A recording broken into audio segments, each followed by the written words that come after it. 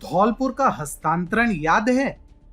धौलपुर असम के सिपाझार में स्थित एक ग्राम है।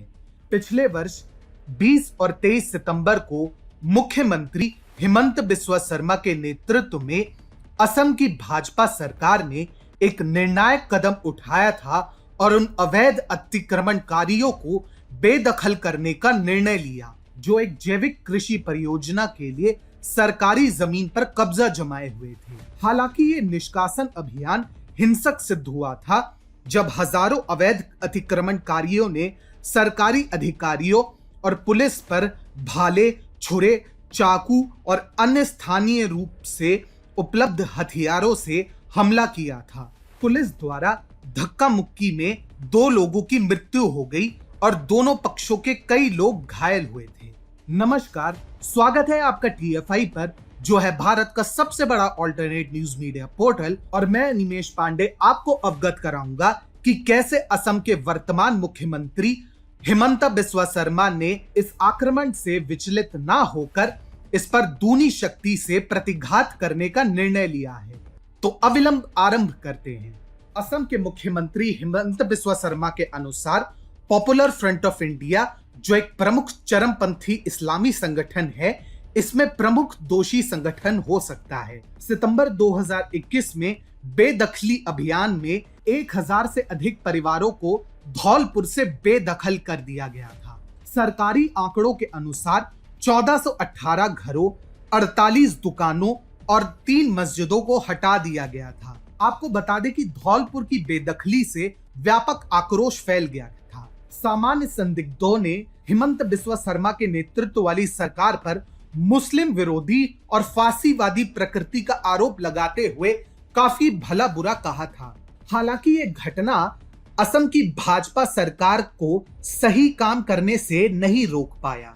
असल में असम सरकार पिछले वर्ष दरांग जिले में धौलपुर बेदखली अभियान के दौरान विस्थापित हुए 2051 परिवार को उसी जिले के दूसरे इलाके में स्थानांतरित करने की योजना बना रही है। 31 जनवरी को हुए एक आधिकारिक बैठक के अनुसार, जिसमें स्थानीय विधायक, पुलिस और जिला प्रशासन के अधिकारियों के साथ all Assam minority students union AAMSU के सदस्य शामिल हुए थे।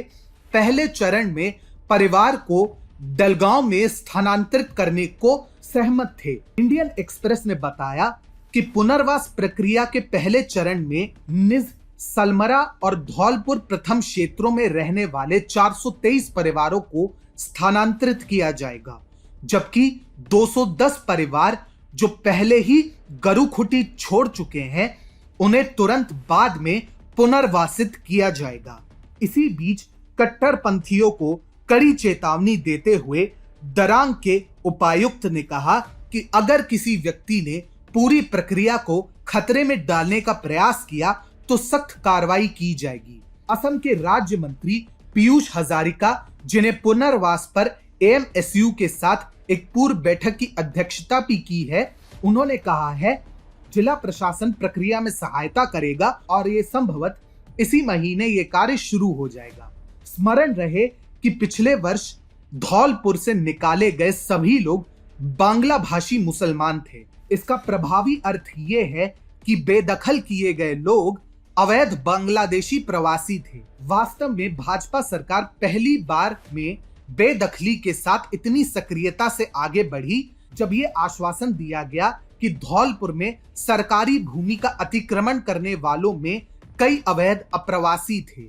एक बार बेदखल किए गए लोगों का ठीक से पुनर्वास हो जाने के बाद असम की भाजपा सरकार वास्तविक भारतीय नागरिकों की पहचान करने और उन्हें अवैध बांग्लादेशी घुसपैठियों से अलग करने की प्रक्रिया प्रारंभ कर सकती है। असम में काफी संख्या में अवैध बांग्लादेशी राज्य के संसाधनों को खा रहे हैं और हिमंता बिस्वा शर्मा की सरकार ऐसे सभी घुसपैठियों को जल्द से जल्द निर्वासित करने के लिए प्रतिबद्ध है। गौरतलब है कि अप्रवास और अतिक्रमण के साथ असम की समस्या भारत की स्वतंत्रता से पूर्व से है।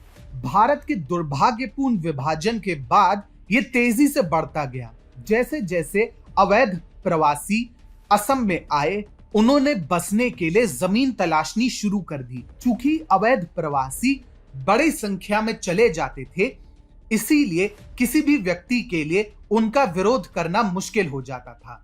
धीरे धीरे उन्हें कुख्यात लैंड जिहाद रणनीति पर काम करना शुरू कर दिया।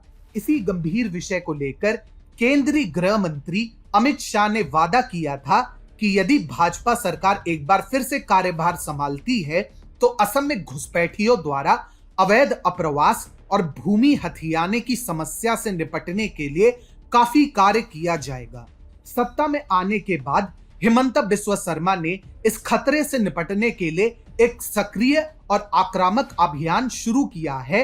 हुजई, करीमगंज, दोरई एवं धौलपुर जैसे अति सक्रिय और सेंसिटिव क्षेत्रों में हजारों बीघा जमीन को भी मुक्त कराया गया है। आपको बता दे कि असम में हमेशा से अवैध प्रवासियों की समस्या रही है, लेकिन हिमंता बिस्वा शर्मा राज्य को अवैध बांग्लादेशी घुसपैठियों से मुक्त कराने के लिए अथक प्रयास कर रहे हैं।